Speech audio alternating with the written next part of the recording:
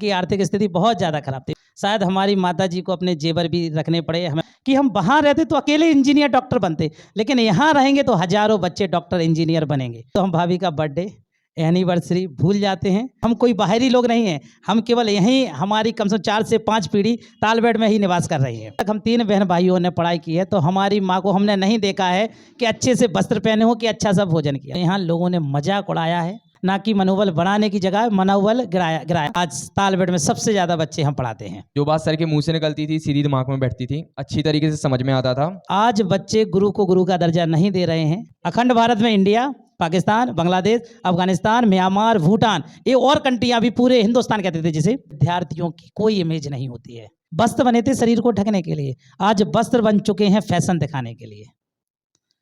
जो शरीर था वो काम करने के लिए था, आज शरीर बन चुका है दिखाने के लिए। IAS बन गए तो थीटा का कुछ करोगे, A+B का कुछ करोगे, XY का कुछ करोगे, इतना बढ़ता है। तो हमारे पास कोई ग्रेजुएशन की डिग्री नहीं। परचूनी की दुकान से लेकर जो हाईटेक कंपनियां होंगी वहां पर कंप्यूटर नेसेसरी रहेगा। 2025 के बाद जापान इंडिया में निवेश करेगा, जापान इंडिया में बिजनेस करेगा, और यहाँ जो युग होगा वो होगा आधुनिक युग। अब लोग शिक्षा को टेम्परेरी ना मानकर जीवन का मूल मंत्र माने। हमारी कोशिश हमेशा रहे कि बुंदेलखंड की हर प्रतिभा GDIS के माध्यम से दिखेगी। इधर तो ऐसा है कि रीना ने जो कर ला सो मीना ने कर लो, कविता ने जो कर ला सो सुनीता। आप लोग भी अपना सवाल ईमेल के माध्यम से हमें भेज सकते हैं GDIS-TBT1093@gmail.com पर। एक तरफ आप कहते हैं कि आगे आप नीट की तैयारी करवाएंगे, कोचिंग बड़े स्तर का खोलेंगे, एक तरफ आप आम आदमी पार्टी से विधायक का चुनाव लड़ते हैं, और दूसरी तरफ आप नगर निकाय के चुनाव में भी उतर रहे हैं। हमने कुरान भी पढ़ी,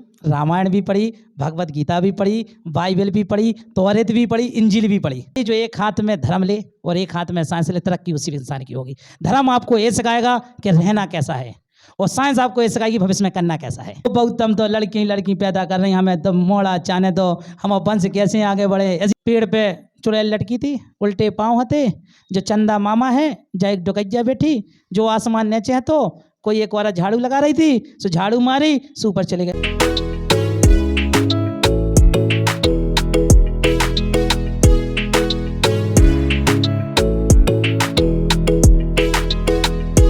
हमने 12वीं जो पास आउट की वो मर्दन सिंह इंटर कॉलेज से की।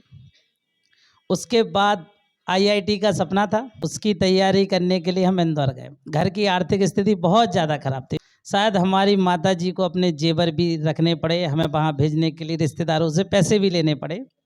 हम इंदौर गए, इंदौर में IIT की तैयारी की, वहाँ से हमने इंजीनियरिंग करना चाहा।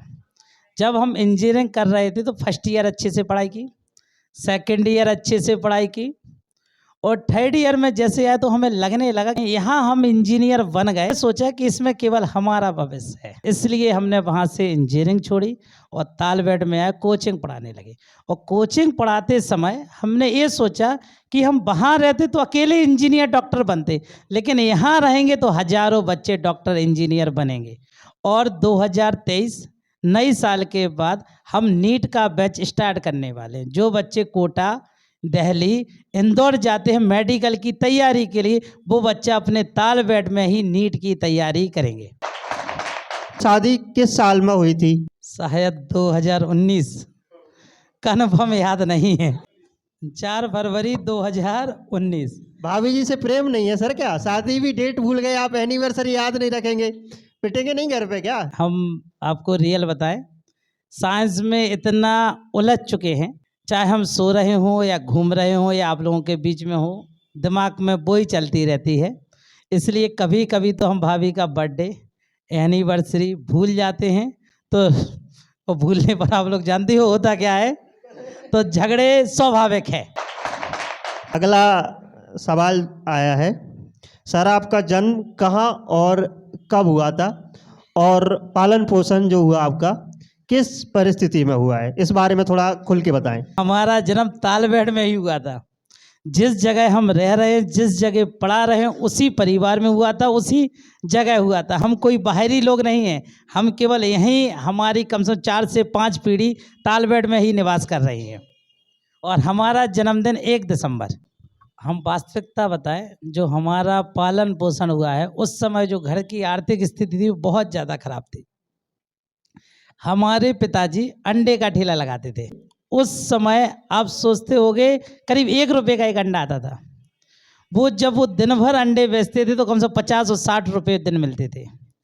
और जब तक हम 3 बहन भाई हैं, जब तक हम 3 बहन भाइयों ने पढ़ाई की है तो हमारी माँ को हमने नहीं देखा है कि अच्छे से वस्त्र पहने हो कि अच्छा सा भोजन किया। तो छोटा रूम था और छत से पानी टपकता था, तो हमारी मम्मी कटोरिया कहीं भगोनिया कभी टब ये रखती थी। इतनी आर्थिक स्थिति में हमने पढ़ाई की। और हम आपको एक बात बताएं, परिस्थिति से शिक्षा का कोई मतलब नहीं है। ये लोग अपनी गलतियां छुपाने के लिए परिस्थितियों को सामने कर देते हैं। लोग कहते हैं, आपने सुना होगा कि हम गरीब थे इसलिए नहीं पढ़ पाए, हमारे पिता नहीं थे इसलिए हम नहीं पढ़ पाए, या हमें माहौल नहीं मिला तो इसलिए नहीं पढ़ पाए। हम तो एक छोटे से इंसान हैं। अपने देश में ऐसी महान विभूतियां पैदा हुई हैं जिनकी आर्थिक स्थिति हमसे और आपसे बहुत ज़्यादा खराब हो। आपको पता होगा डॉक्टर APJ अब्दुल कलाम सुबह अखबार बेचते थे और दिन भर अपनी पढ़ाई करते थे।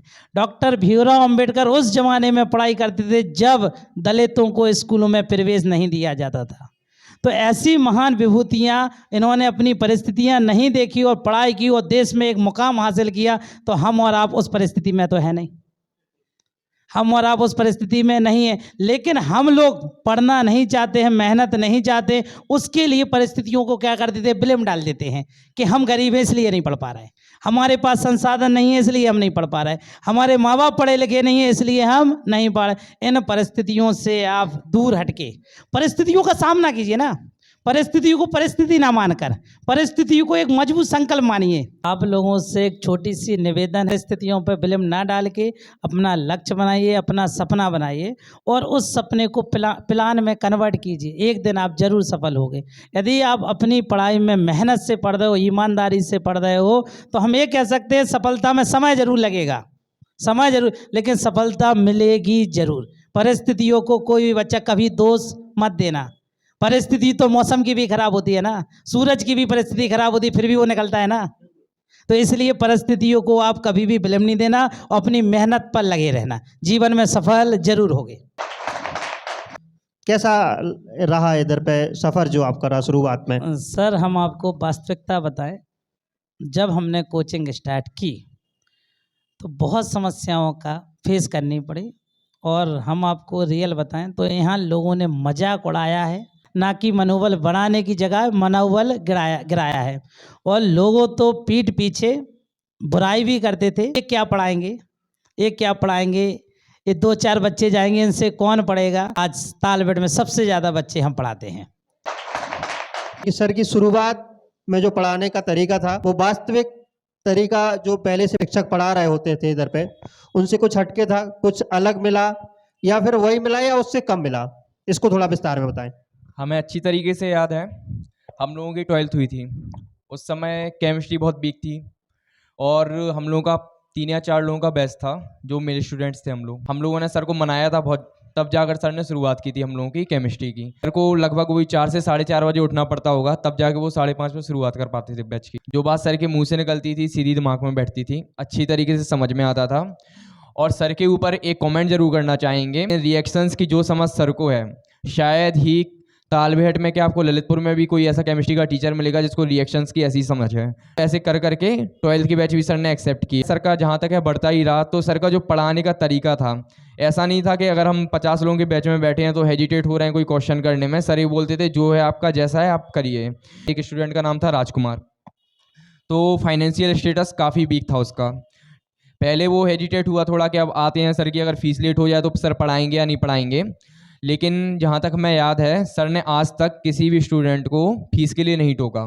उस टाइम सर ने शुरुआत की थी जब तो सर 400 रुपये चार्ज कर रहे थे हम लोगों से BSc के। वो भी सर को हम लोगों ने बोला था, हम लोगों की साइड से प्रपोजल आया था। जब सर से ये पूछा गया था सर फीस क्या रहेगी, सर ने ये बोला था कि जैसा तुम्हें समझ में आए, जैसा ठीक लगे तुम दो, हमारी तरफ से कभी ना फीस का आज तक हुआ है ना होगा। कुछ गर्ल्स ऐसी हैं जो अभी IIT और NIT में हैं, कोई मिर्ज़ापुर है, कोई मथुरा है, कोई उज्जैन है। बहुत सी ऐसी गर्ल्स हैं जिनका हमें याद है जो सर की हमसे तारीफ़ करती। IIT और NIT क्रैक किया और उसका पूरा श्रेय जाता है, क्रेडिट जाता है संजय सर को। तालबेट जैसे क्षेत्र एक छोटा सा गांव कस्बा है, उसके बच्चे BBC और बुंदेलखंड यूनिवर्सिटी जो करीब कम से कम 5-6 जिलों से बच्चे आते थे। वहाँ बच्चों ने जाके तालबेट जैसे छोटे से गांव के बच्चों ने वहाँ जाके टॉप किया था। केमिस्ट्री, फिजिक्स और बायो में बहुत अच्छे अंक आए थे इन बच्चों के।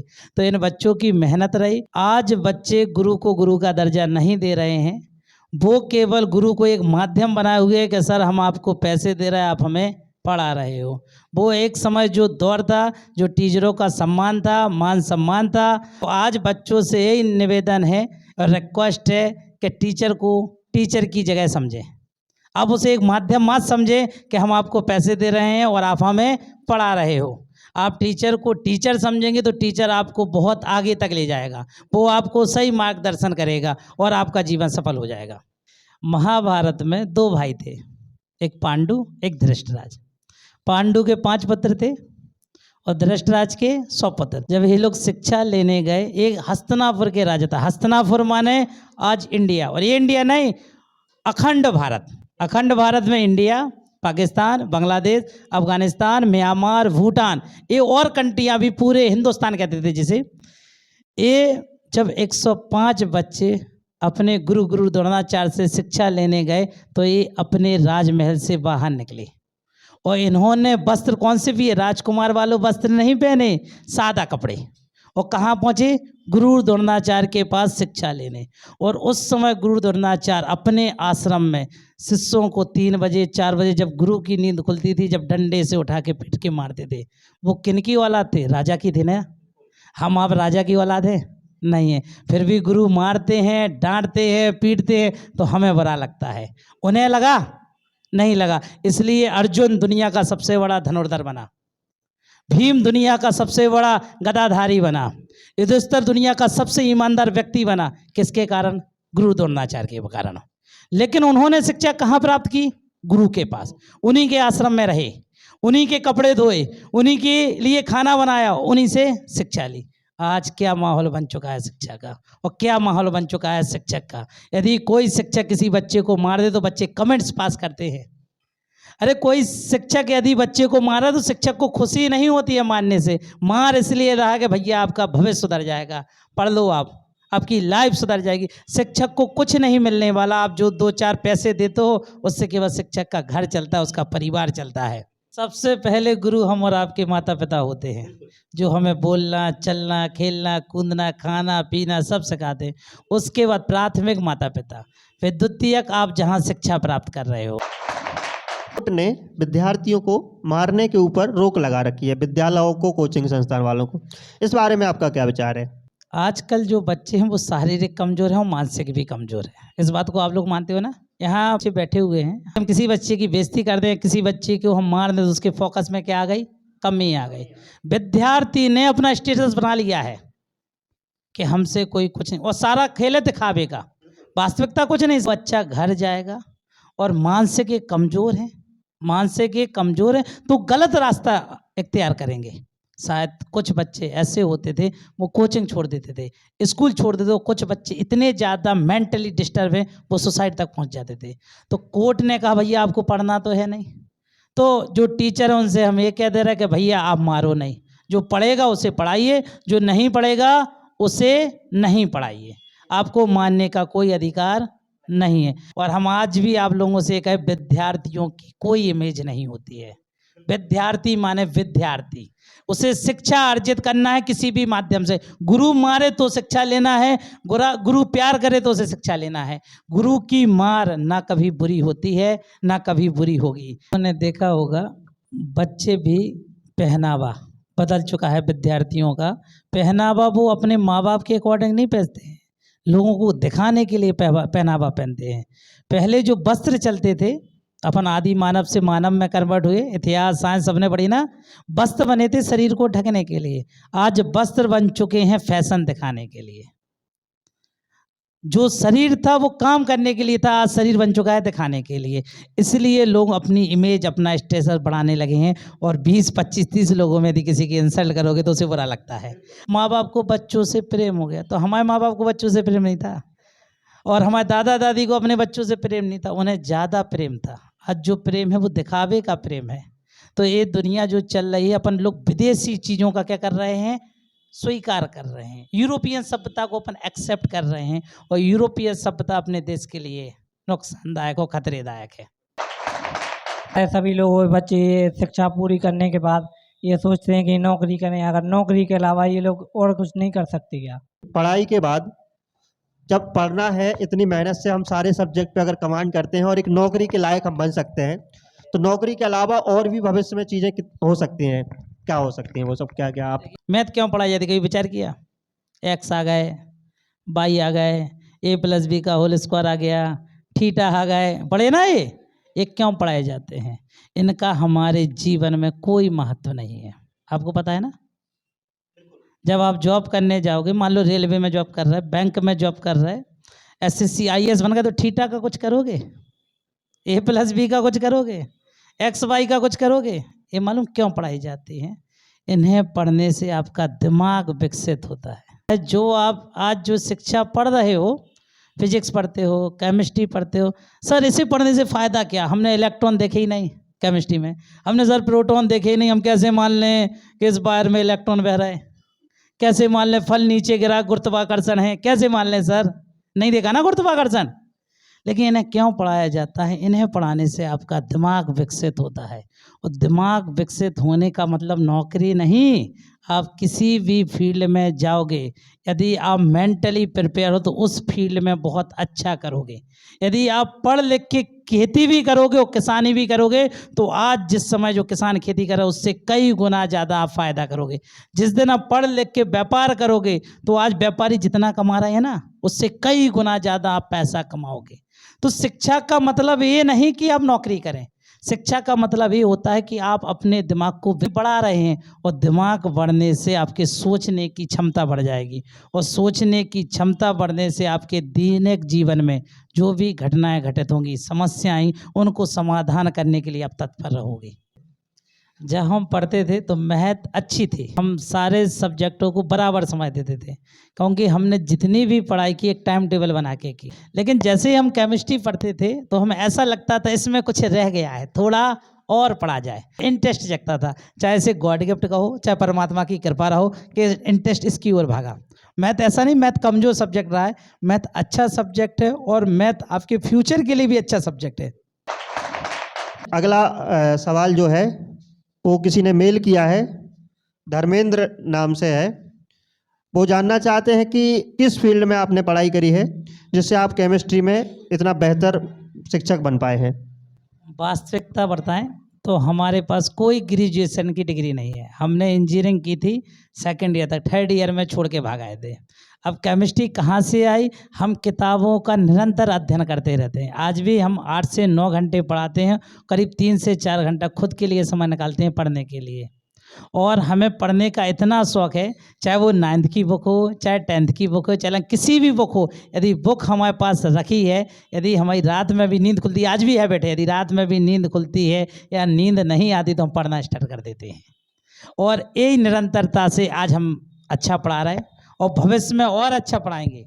आप जानते होंगे कि हमारे GDIS कंप्यूटर इंस्टीट्यूट में कंप्यूटर की शिक्षा दी जाती है विद्यार्थियों को, क्योंकि हमें लगता है कि कंप्यूटर भविष्य में हर विद्यार्थी का मार्गदर्शन करने के लिए बहुत सहायता करेगा। तो शिक्षा के बारे में आपका क्या ख्याल है?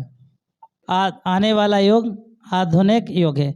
इस युग में आप बिना कंप्यूटर के अपना जीवन सर्वाइव नहीं कर सकते। अब परचूनी की दुकान से लेकर जो हाईटेक कंपनियां होंगी, वहां पर कंप्यूटर नेसेसरी रहेगा। जिस प्रकार आज इस समय हम बिना इलेक्ट्रिसिटी के जीवन सर्वाइव नहीं कर पा रहे ना, बिना मोबाइल फ़ोन के जीवन सर्वाइव नहीं कर पा रहे, तो आने वाले 2 से 3 वर्षों के बाद 2025 के बाद जापान इंडिया में निवेश करेगा, जापान इंडिया में बिजनेस करेगा, और यहाँ जो युग होगा वो होगा आधुनिक युग। यहाँ रोबोट भी बनाए जाएंगे, यहाँ सॉफ्टवेयर भी बनाए जाएंगे, और इन सब की नॉलेज मिलेगी कंप्यूटर से। तो हम आज आपको बता दें कि आज हम जो पीछे हैं, केवल इसी वजह से पीछे है कि हम टेक्नोलॉजी से पीछे रहे। तो आप लोगों से एक अपील है कि कंप्यूटर की शिक्षा को आप टेम्परेरी मत लें। पटना वाले खान सर के बारे में आपका क्या विचार है? एक सेंटेंस में बताएं। जो खान सर है पटना वाले, बहुत टैलेंटेड और बुद्धिमान शख्स है। यदि हम खान सर की तरह कोरोना काल में घर पे ना सोकर 2 साल यूट्यूब पे चैनल बनाया होता, टेक्नोलॉजी से जुड़े होते, कंप्यूटर का ज्ञान होता, तो शायद उन बराबर नहीं तो थोड़ा कुछ अच्छा कर लेते। शिक्षक हुए हैं नहीं तो उसके पहले सभी को लगता है कि शिक्षा के क्षेत्र में इतना सम्मान है नहीं, लेकिन कुछ शिक्षकों ने ये प्रूव कर दिया कि शिक्षा के क्षेत्र में जितना सम्मान है वो किसी क्षेत्र में नहीं है। पहले भी सम्मान था, शिक्षक का आगे भी सम्मान रहेगा, और जब तक ये दुनिया रहेगी शिक्षक का सम्मान रहेगा, क्योंकि बिना शिक्षक के मार्गदर्शन बच्चों को नहीं मिल सकता है।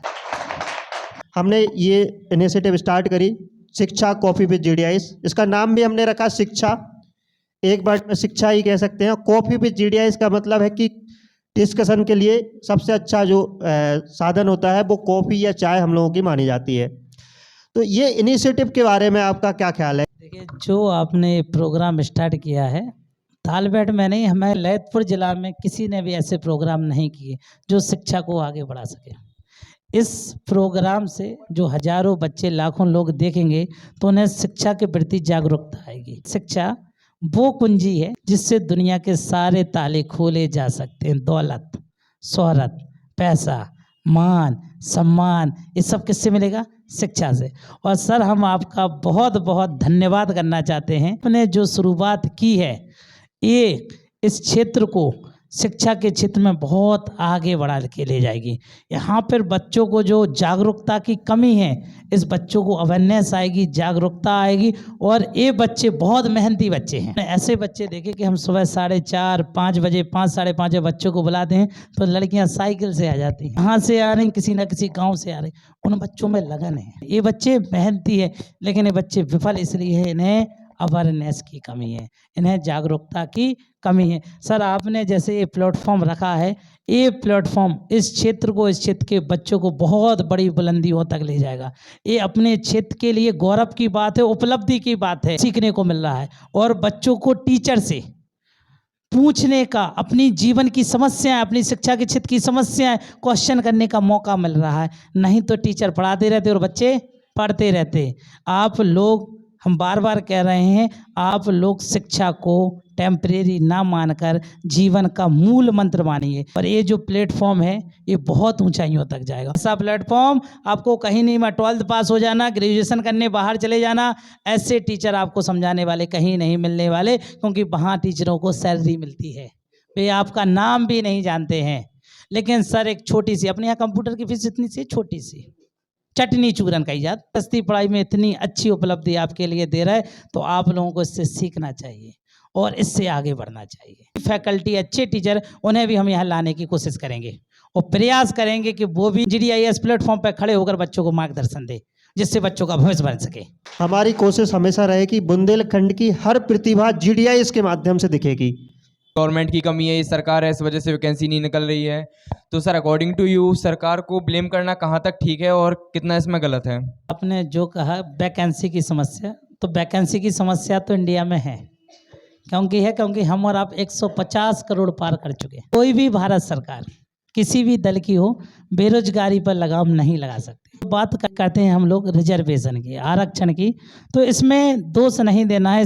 जो जनरल कैटेगरी वाला होता है वो ये सोचता है कि यदि हम ओबीसी में होते तो हमारी नौकरी जल्दी लग जाती, और जो ओबीसी वाला होता है वो ये सोचता है यदि हम एससी में होते तो हमारी नौकरी जल्दी लग जाती, और एससी वाला ये सोचता है यदि हम एसटी में होते तो हमारी नौकरी जल्दी लग जाती, और एसटी वाले ये सोचते कि हम नहीं पढ़े, सरकार घरे आए और हमें नौकरी दे जाए।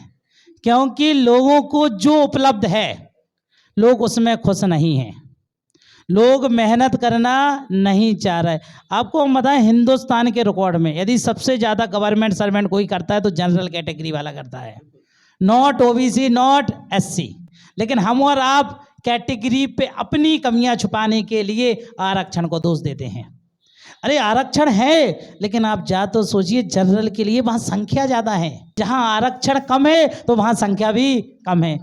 एपीजे अब्दुल कलाम ने आरक्षण पर दोष नहीं दिया था कि हमारे पापा तो मछली पकड़त और हम अखबार बेचत, हम देश के राष्ट्रपति कैसे बनेंगे, हम देश के साइंटिस्ट कैसे बने, उन्होंने दोष दिया था? नहीं दिया।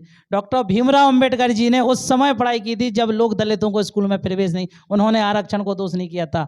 उस समय उनके पास दुनिया में सबसे ज़्यादा डिग्रियाँ थी तो डॉक्टर भीमराव अम्बेडकर के पास। हम और आप मेहनत करना नहीं चाहते, वो आरक्षण पर क्या करते हैं, ब्लेम करते हैं, और यही टेंडेंसी हमारे माँ बाप की बन चुकी है। बच्चे यदि पढ़ेंगे तो पहली रैंक लाओ ना, 10वीं रैंक लाओ, हजारों में क्यों डले ना आप? आपके अंदर हिम्मत है, काबिलियत है, हजारों में क्यों डले? आरक्षण को दोष क्यों दे रहे हैं ना? अपन को खुद मजबूत होना है, जो प्राप्त है वो पर्याप्त है।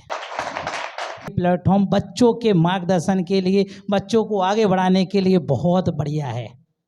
यहाँ बच्चे बिना हेजिटेशन के क्वेश्चन पूछ सकते हैं। अभी आधे से ज़्यादा बच्चों को पता ही नहीं है जो 11th-12th में पढ़ रहे हैं कि हम 12वीं के बाद क्या करें। इधर तो ऐसा है कि रीना ने जो कर लो सो मीना ने कर लो, कविता ने जो कर लो सो सुनीता ने, और सर जो कर रहे हैं और सर के साथ हम भी लगेंगे, क्योंकि हमारा भी सपना है शिक्षा को आगे बढ़ा ले। एक सवाल आया है, तालबेहट के ही निवासी हैं, अपना नाम बताना नहीं चाहते हैं। आप लोग भी अपना सवाल ईमेल के माध्यम से हमें भेज सकते हैं GDISTBT1093@gmail.com पर। एक सवाल आया है, इनका बदला हुआ नाम प्रहलाद है, तालबेहट के ही निवासी हैं ये आपसे पूछना चाहते हैं कि आपका सपना क्या है। एक तरफ आप कहते हैं कि आगे आप नीट की तैयारी करवाएंगे, कोचिंग बड़े स्तर का खोलेंगे, एक तरफ आप आम आदमी पार्टी से विधायक का चुनाव लड़ते हैं और दूसरी तरफ आप नगर निकाय के चुनाव में भी उतर रहे हैं, तो वास्तव में आप किस लाइन में भविष्य का सोचते हैं? जब हम पढ़ाते हैं तो शिक्षक हैं, शिक्षक का एक दायरा है, 10 बच्चे, 20 बच्चे, 100 बच्चे, 200 बच्चे, हम उतने ही बच्चों को तो समझा सकते हैं, इससे आगे हमारा दायरा नहीं है। जैसे शिक्षा के क्षेत्र में हम सफल हैं एक सीमित दायरे तक, लेकिन पॉलिटिक्स का दायरा बड़ा है। गांव में एक ऐसी बूढ़ी अम्मा मिली जो एक पतली सी साड़ी पहने हुए थे, और वो ये कह रही थी हमने 1-2 दिन से खाया नहीं है। और ऐसे एक गांव की हालत थी ना, ऐसे कई सैकड़ों गांव की हालत है, वो हजारों लाखों लोगों की ये समस्या है। अब इस समस्या को हम कोचिंग से तो दूर कर नहीं सकते कि बूढ़ी अम्मा को बुलाएं, आओ अम्मा हम आपको केमिस्ट्री पढ़ाएं, आओ अम्मा हम आपको न्यूटन के बारे में बताएं, तो अम्मा का इससे न्यूटन से होने वाला कुछ नहीं है। शिक्षा है एक लिमिटेड एज तक, लेकिन उस एज के बाद भी तो आपको समस्या है ना। यदि हम पॉलिटिक्स में आते हैं तो आप ये मान के चलिए कोचिंग सेंटर हमारा बंद नहीं होगा। पॉलिटिक्स में आने का हमारा मतलब है ड्यूटी करना। हम 4 से 5 घंटे रोज कोचिंग पढ़ाएंगे, उसके बाद हम पॉलिटिक्स देखेंगे। पॉलिटिक्स से जो बच्चे हमारे दायरे में नहीं हैं, जो शिक्षा छोड़ चुके हैं, उनको भी हम मार्गदर्शन कर सकते हैं। हम ऐसे समाज की स्थापना करना चाह रहे हैं जिससे जनता का पैसा जनता तक पहुंचे। इन्होंने लिखा है मानव जाति जो है उसके संस्थापक कौन है, किसने इसकी शुरुआत करी है? तो हमारी जो उत्पत्ति हुई है, साइंस कहती है समुद्र के किनारे रीढ़ विहीन प्राणियों से हुई थी। छोटे छोटे कीड़े पाए जाते थे जिन्हें मैमोज कहा, मैमोज से धीरे धीरे कन्वर्ट हुई। बानर नहीं है अपन लोग, जो ये थ्योरी है बंदर वाली कि अपन लोग बंदर से कन्वर्ट हुए, ये थ्योरी रॉन्ग हो चुकी है, गलत हो चुकी। हम और आप उन कीड़ों से कन्वर्ट हुए। अब ऐसा शरीर कैसे हो गया है, तो ये सब प्रभाव पड़ता है वातावरण का। आने वाली 5 से 10 पीढ़ियों बाद जब हम और आप नहीं रहेंगे, वहाँ पर जो बच्चों के शरीर होंगे, वहाँ पर जो मानव सभ्यता होगी, उनके शरीर चेंज हो जाएंगे, शरीर छोटे हो जाएंगे, दिमाग विकसित हो जाएगा। आपने देखो जो बच्चे इस समय जन्म ले रहे हैं वो टैलेंटेड हो रहा है, क्योंकि माइंड से विकसित हो रहा है, शरीर से कमजोर हो रहा है। अब धार्मिक पुराणों के हिसाब से कोई कहता है कोई 2 लोग आए, हर धर्म के ग्रंथ ये कहता है 2 लोग आए, 2 लोगों से चैन सिस्टम चला, तो ये अपने अपने लोगों की सबकी मान धारणा है। यदि और हम आपको रियल बताएं, हमने सभी धार्मिक किताबें पढ़ चुके। वैसे हमने कुरान भी पढ़ी, रामायण भी पढ़ी, भगवत गीता भी पढ़ी, बाइबल भी पढ़ी, तौरात भी पढ़ी, इंजील भी पढ़ी, सारे धार्मिक ग्रंथ पढ़ चुके। और धार्मिक ग्रंथों का यदि सार निकाला जाए तो बात सब लोगों की एक ही है कि 2 लोग आए, 2 लोगों से चैन सिस्टम बढ़ा। हिंदू धर्म में कहते हैं ऋषि मुनि आए, इस्लाम धर्म में कहते हैं आदम हव्वा आए, है तो 2 लोगों से चैन सिस्टम चला। ये कहता है धर्म, लेकिन हम वास्तविकता में बता दें, साइंस अपनी जगह सही है और धर्म अपनी जगह सही है। दोनों को एक साथ अपन मिश्रित नहीं कर सकते हैं, क्योंकि साइंस डायनामिक्स है, साइंस गतिशील कर रही है, धीरे धीरे प्रोग्रेस कर रही है ना, लेकिन धर्म प्रोग्रेस कर चुका है। तो शायद धर्म साइंस से आगे हो, तो धर्म अपनी जगह अच्छा है और साइंस अपनी जगह अच्छी है। दोनों को आप एक्सेप्ट करो और इंसान वही जो एक हाथ में धर्म ले और एक हाथ में साइंस ले, तरक्की उसी इंसान की होगी। धर्म आपको ये सिखाएगा कि रहना कैसा है और साइंस आपको ये सिखाएगी भविष्य में करना कैसा है। इन्होंने लिखा है कि मेरी तबीयत खराब है इसलिए लिख कर पूछ रहे हैं आपसे। सर, घर परिवार में लड़कियों को ही क्यों घर परिवार की जिम्मेदारियां दी जाती हैं? लड़कों को क्यों नहीं कहा जाता कि वो भी खाना बनाएं? लड़कियां लड़कों से बहुत आगे हैं।